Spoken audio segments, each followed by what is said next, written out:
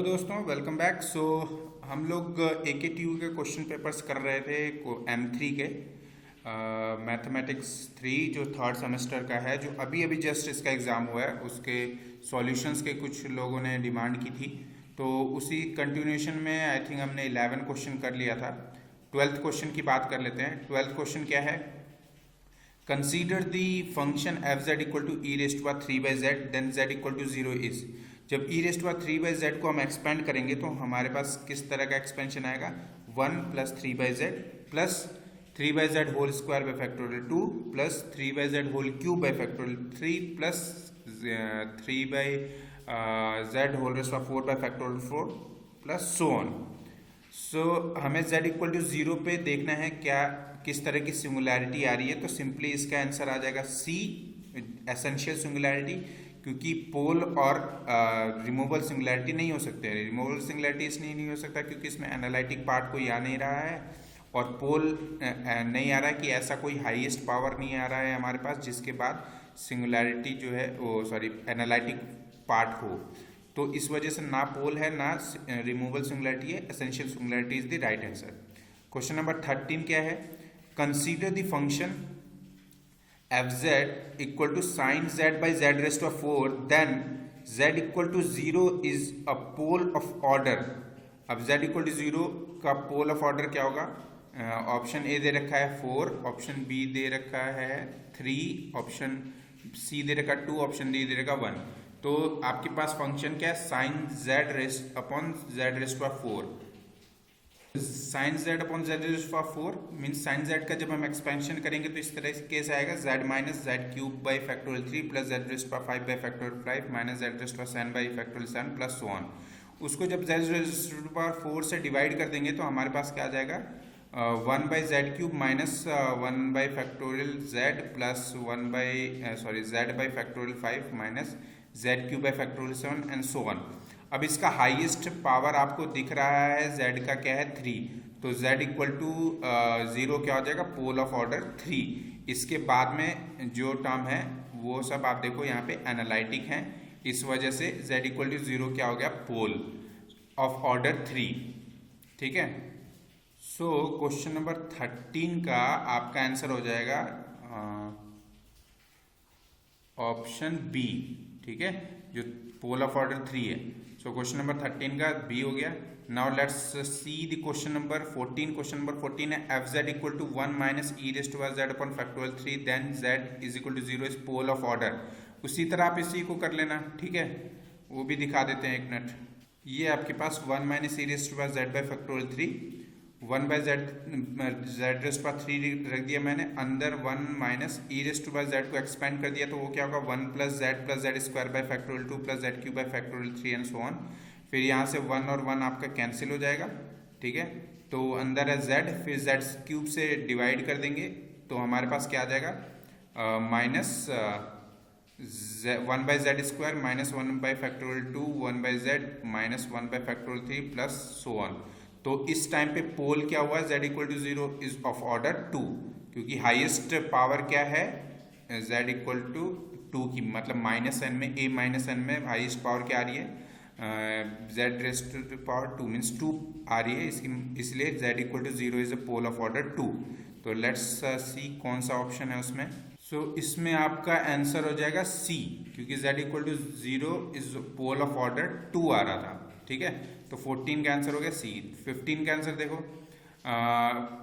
Consider the function f z equal to z cos 1 by z then the residue of f z at z equal to 0। मुझे residue निकालना है। Residue आपको पता है क्या होता है? वो होता है coefficient of 1 by Z in the expansion of the function. ठीक है, तो देख लेते हैं। ये फंक्शन आपके पास दिया हुआ है z into cos 1 by z, so z multiply by cos 1 by z क्या आ जाएगा? 1 minus 1 by z whole square by factorial 2 plus 1 by z whole raised पर 4 by factorial 4 and so on. अब हम क्या करेंगे? z से मल्टीप्लाई कर देते हैं इसको। z से मल्टीप्लाई करेंगे तो हमारे पास आ जाएगा z, यहाँ पर आ जाएगा minus 1 by factorial 2 times of z plus 1 by factorial 4 times of 1 by Z cube and so on.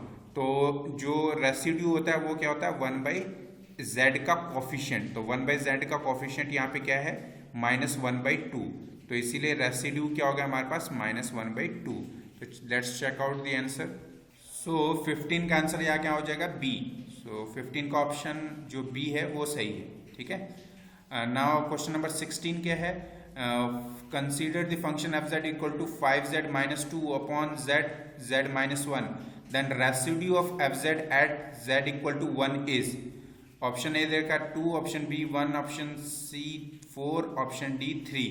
तो इसमें आप इसका रेसिड्यू निकालोगे तो सिंपली इसमें क्या है z -1 को हटा दो और z इक्वल टू 1 सब्सटीट्यूट कर दो, तो 5 मल्टीप्लाई बाई 1 - 2 कितना हो गया 3, और नीचे डिवाइड बाई ये z इक्वल टू 1 सब्सटीट्यूट करेंगे तो 1, तो 5 - 3 डिवाइड बाई 1 मतलब 5 - 3 क्या होगा, सॉरी 5 - 2 क्या होगा 3, सो 3 इसका रेसिड्यू हो जाएगा 4। ऑप्शन डी जो है वो सही हो जाएगा। इसका नहीं समझ आ रहा तो एक बार फिर देख लो।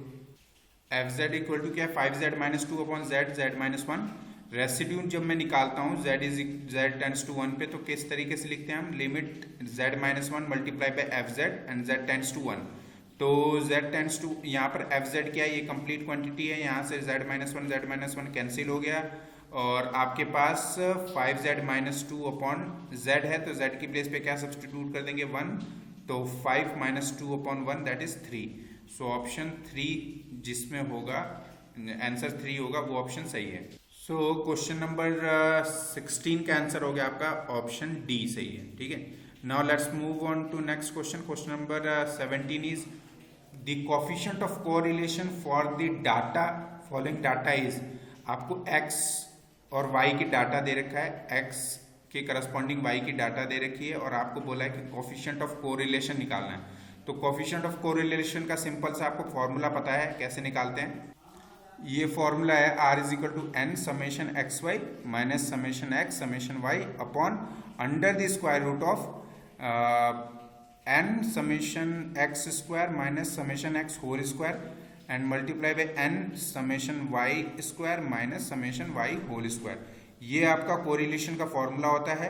तो बस आपको x क्या दिया हुआ है 4, 6, 8, 10, 12 और उसके करस्पॉन्डिंग y की वैल्यू दे रखी है 2, 3, 4, 6, 10। सो इस फॉर्मूले के के लिए हमें क्या क्या चाहिए, एक्स वाई चाहिए, एक्स स्क्वायर चाहिए, वाई स्क्वायर चाहिए, ठीक है। तो वही हम निकाल देंगे x y, x square, y square. So x y की वैल्यू आपने निकाल ली, ये मल्टीप्लाई कर दीजिए 4 2 8, 3 6 3 18, 8 4 32, 6 10 6 60, देन 120। उसी तरह एक्स स्क्वायर कर दोगे आप 4 4 16, 6 6 36, 8 8 64, 10 10 100, 12 क्रॉस 12 144 एंड वाई स्क्वायर करोगे तो 2 2 4, 3 3 9, 4 4 16, 6 6 36, 10 10 100। देन इन सभी का मुझे समेशन लेना है, तो मैंने इसका समेशन ले लिया। समेशन ले लेंगे तो इसका सम आ गया 40, इसका 25, इसका 238, इसका 360, इसका 165। अब फॉर्मूले में जस्ट इसको सब्सटीट्यूट कर देते हैं। तो फॉर्मूले में इसको सब्सटीट्यूट किया तो हमारे पास आया 5 क्रॉस समेशन एक्स वाई था यहाँ पे, ठीक है। फॉर्मूले में समेशन एक्स वाई है तो समेशन एक्स वाई क्या आ जाएगा यहाँ पे 238, तो 5 cross 238 minus 40 cross this summation y, उसके बाद under the square root of 5 minus 5 multiply by आपका आ जाएगा summation y square, summation x square आना चाहिए ना, समेशन एक्स स्क्वायर क्या है whole square, okay whole square करेंगे तो हमारे पास 40 का स्क्वायर आ गया। एक सेकेंड, सही है। समेशन एक्स का स्क्वायर का समेशन एक्स का स्क्वायर कितना रहा 360 और एक्स समेशन एक्स का होल स्क्वायर आ जाएगा 40 स्क्वायर, ठीक है। उसके बाद similarly 5 multiply by summation y का square that is 165 minus summation y whole square that is 25 का होल स्क्वायर। जब इसको आप सॉल्व करोगे तो आपके पास आंसर आ जाएगा 0.95। लेट्स चेक आउट ऑप्शन में 0.95 है कि नहीं। सो इसमें क्वेश्चन 0.95 हमारा आंसर आया, तो option A is the correct answer. So coefficient of correlation for the following data आ जाएगा 0.95। So option A is correct. इस क्वेश्चन नंबर 18 देख लियो, तो coefficient of correlation for the following data, same question है जैसा क्वेश्चन नंबर 17 था वैसा ही है और उसी तरीके से करना है आप लोगों को। और इसका आंसर आपका आई थिंक आ जाएगा सी। जब इसको सॉल्व किया गया तो इसका आंसर आएगा 0.986। देख लेते हैं एक बार फिर से। ये फॉर्मूला आपका होता है कोफिशिएंट ऑफ कोरिलेशन का, और ये सेट ऑफ एक्स वाई आपको दिया हुआ है 5, 9, 13, 17, 21 और वाई ये दिया हुआ है। आपने एक्स वाई निकाल लिया, एक्स स्क्वायर निकाल लिया, वाई स्क्वायर निकाल लिया, इन सभी का सम कर दिया और इस फॉर्मूले में आपने इसको सब्सटीट्यूट कर दिया। तो फाइनली आपके पास n क्या है, 5 नंबर ऑफ डाटा जो है ना, जैसे ये 5 है, 1 2 3 4 5, सो n 5 है।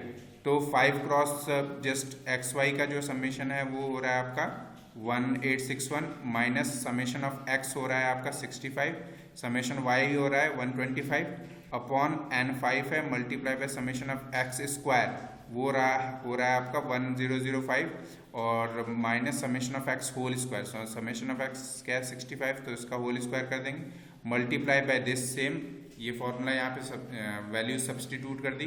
तो जब आपने इवेल्युएट किया तो फाइनली आपके पास आंसर क्या आ रहा है 0.986। तो इसमें 0.986 means option C is the correct answer. ठीक है, 18 में ऑप्शन सी करेक्ट है। Now let's see the question number 19। Question number 19 क्या है, find the value of a b c so that y equal to a plus b x plus c x square is the best fit to the data. तो x की values दे रखी है 0 1 2 3 4 and y की value दे रखी है correspondingly 1 0 3 10 21। सो आपको ए b C D की वैल्यू निकालनी है।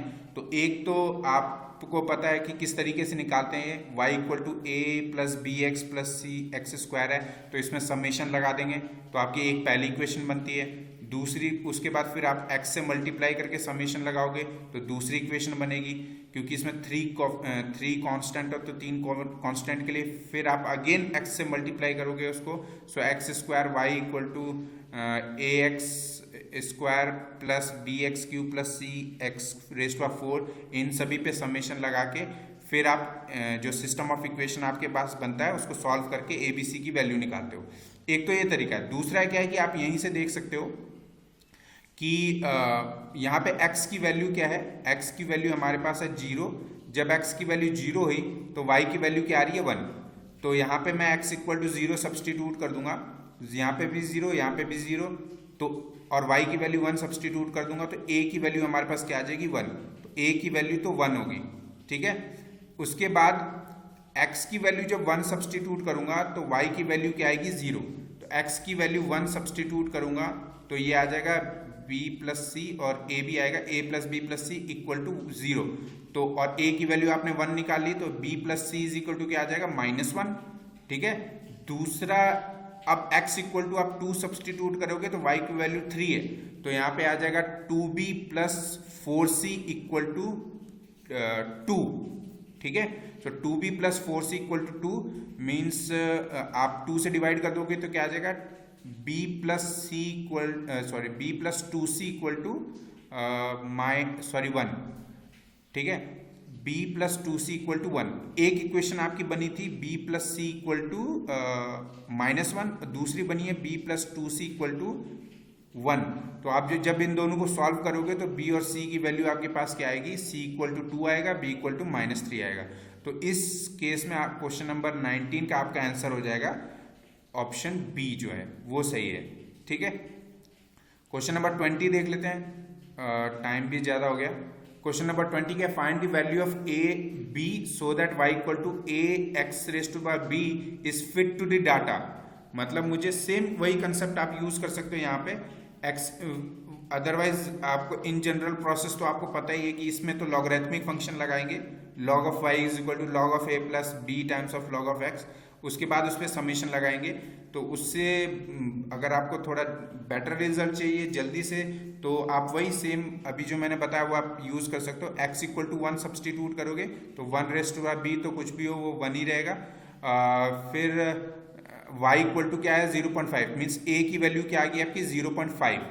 तो 0.5 वैल्यू किस में दिख रही है, d में, तो d ऑप्शन ऐसे ही सही हो गया। ठीक है, दूसरा तरीका है अगर आपको b भी निकालना है तो b के लिए क्या करना पड़ेगा, x इक्वल टू 2 सब्सटीट्यूट करूंगा मैं, x इक्वल टू 2, तो y इक्वल टू 2 आना चाहिए। तो x इक्वल टू मैं यहाँ 2 सब्सटीट्यूट करूंगा, y इक्वल टू 2 आएगा और 2 रेस्ट टू पावर b, और ये a निकला था आपका 0.5, सो 2 अपॉन 0.5 ये हो जाएगा 4। 4 इक्वल टू क्या है 2 raised to power b, means 2 square is equal to 2 raised to power b, means b is equal to nearly 2। तो b की वैल्यू 2 के करीब आ रही है, तो a equal to 0.5, b equal to 2 आ रही है, तो ऑप्शन डी इसमें सही हो जाएगा। तो क्वेश्चन 20 का बी जो है वो सही है। ठीक है, अब उसी तरह क्वेश्चन 21 को करेंगे हम। तो क्वेश्चन नंबर 21 में जो आपका आंसर आ रहा है, सेम प्रोसेस आप करके देख लेना। इसका आंसर आएगा मेरे ख्याल से, क्योंकि इसका आंसर तो जब आप निकाल रहे थे तो 2.5 और 1.5 के करीब आ रहा था, उस हिसाब से ऑप्शन सी आंसर आना चाहिए इसका। ठीक है, देन क्वेश्चन नंबर 22 जो है स्टैंडर्ड डेविएशन 6.5 दिया है, मीन 29.6 दिया है, मोड दिया है। तो Karl Pearson's coefficient of skewness क्या होता है, mean minus mode divided by standard deviation. तो इसका आंसर आपका 0.32 आ जाएगा। अब क्वेश्चन नंबर इसी तरह इसका करेंगे, इसका क्या होता है 3 times of mean minus median divide by standard deviation. तो इसमें स्टैंडर्ड डेविएशन की वैल्यू क्या थी, under the square root of variance. ये नेक्स्ट वीडियो में करेंगे, काफी लंबा वीडियो हो गया ये। सो क्वेश्चन नंबर 21 तक हमने कर लिया है, क्वेश्चन नंबर 22 के ऑनवर्ड्स हम लोग नेक्स्ट वीडियो में करेंगे। Thank you so much and please subscribe the channel for more related videos. Thank you so much, see you in the next video.